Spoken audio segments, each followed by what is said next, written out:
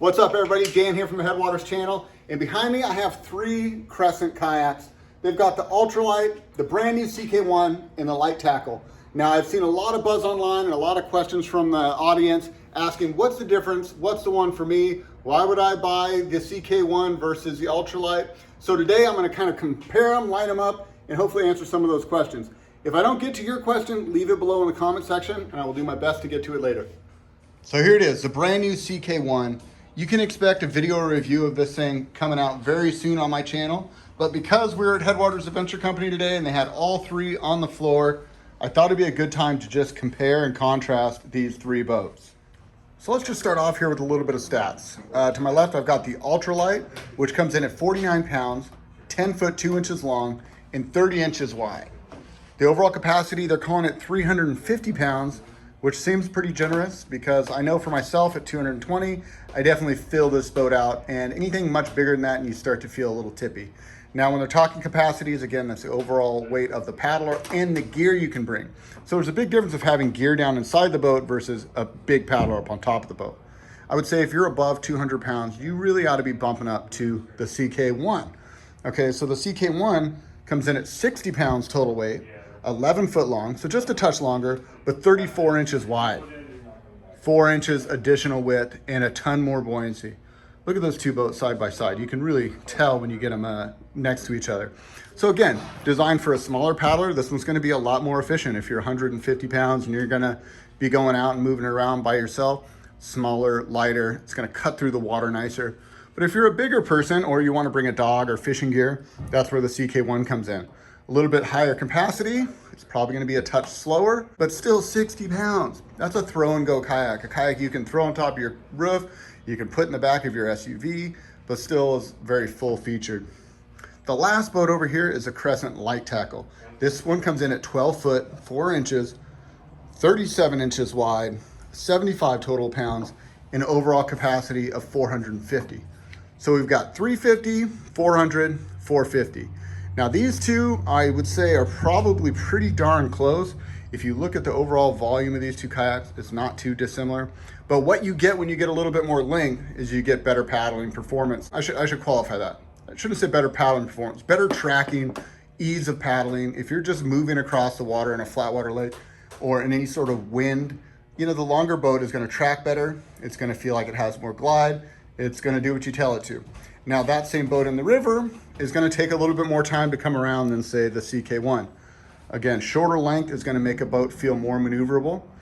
You can see they both share that real bulbous nose, which means it does great in waves and chop, things like that. This boat is gonna ride high, stay nice and dry. So very similar boats. I would say just kind of depending on what your paddling ambitions are, is what you should go with. Other differences here is in the front hatch department. On the ultralight, you have the twist lock front hatch with the bungee system. So the bungee is a place where you can store stuff underneath. And then this little guy is a twist opening hatch. And then that guy pops off. And there you go, internal access to your kayak. Not a lot of room, enough for like, you know, a dry bag with a towel, change of clothes, things like that. But it does give you access.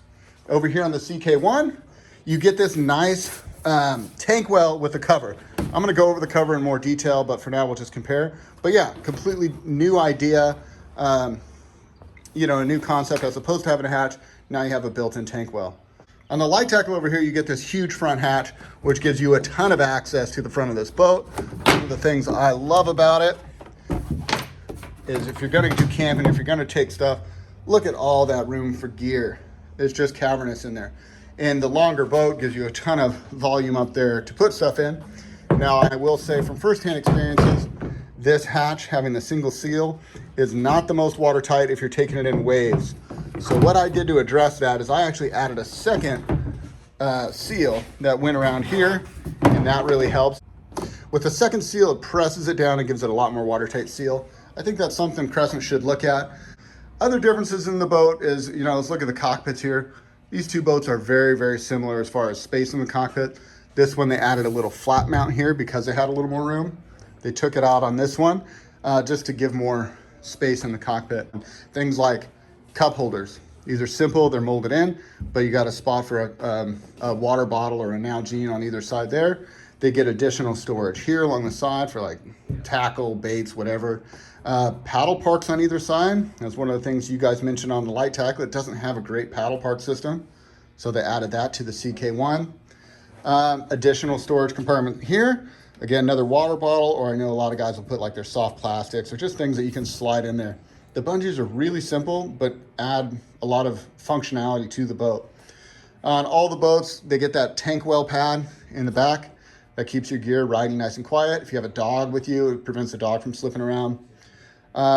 With all their boats, they do a little bit of track system here, in addition to the Mighty Mount, so you can add rod holders, you could add a camera mount, you know, really any of the accessories that are available for tracks.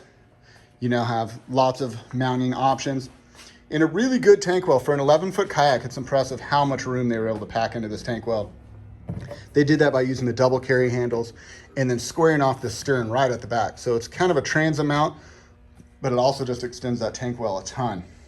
Again, if we look over here at the Lite Tackle, very similar, even more room. Obviously, it's 1.5 feet longer, so of course you've got more room, but a very, very generous sized tank well on the Lite Tackle. Better for hauling a load, better for going the distance. Probably my favorite kayak out of the bunch, although I'm excited to hop in the CK1 and give it a paddle here on the river and see how it does. And then the ultralight. I love this boat too. Like if I was gonna buy a pair of boats for my wife and I, you know, I would probably get the Lite Tackle or the CK1 at 220 pounds. And my wife's only 140 pounds, so I would get her something like the ultralight because it's just gonna paddle better for her size. She's not gonna need to push around the extra bulk of a CK1 when this is gonna offer more than enough stability and be lighter to handle off the water. All right, last thing, let's circle back on this front hatch. I don't want this to be a full walkthrough of the CK1, but it is something that's very different compared to the other two boats. So let's have a look. This was a departure from what they've done in the past. You know, they've always had some sort of a front hatch system on their boats, but the new Crew Tandem did not. You know, obviously it's a tandem, and they created a space in the front of the tandem that would work for a cover like this. So I think they took that same idea that they learned and applied it to this new cover. I really like that they used a nice waterproof material. It's got a zipper pocket for things you want to have access to or organized throughout the day. It's got a paddle park, so if you wanted to store your paddle while you're fishing, it's got a place to just slide that right in there. And then I also like it's kind of on springs, so you can really jam a bunch of stuff in there. For example, here's like a 23-liter Ice Mule backpack style cooler. This thing could just slide right there in the front. So a pretty good sized bag. That would fit under there. And then it's on a bungee system, so these will just stretch out, hook on. There you go, so like a backpack, cooler, anything like that can just fit right underneath here. You still have that zipper pocket, very cool system. And if you're using a dry bag, or like this is a dry cooler, that's gonna keep your gear nice and dry, even if waves are washing over the front. So I think it's a very smart thing, and it also prevents additional, you know, points of entry for water to intrude in your boat. So I like this setup, very cool. Now let's take a look at the hull designs, because this is really where the rubber meets the road and where Crescent, I feel like, really separates themselves from a lot of the other kayak companies. They use a really unique hull design. It's got, I shouldn't say that, it's not that unique, it's kind of just a forgotten old school hull design that really, really works. You see that keel? If you follow my finger here, it runs all the way to the back, all the way to the stern, and really deep keel there. But if you look at the side, it's got a ton of rocker profile, so a ton of banana shape. So although it's got this extended keel that goes all the way in the back of the boat, it also has a little bit of that banana shape. That's gonna help this thing ride up and over swell. It's gonna help keep the cockpit of the boat very, very dry. It's gonna provide a ton of secondary stability, but still a playful primary stability. So I just actually watched James, the owner of Crescent Kayaks, walkthrough video, and he gave us a shout out. So thank you, James, we appreciate that.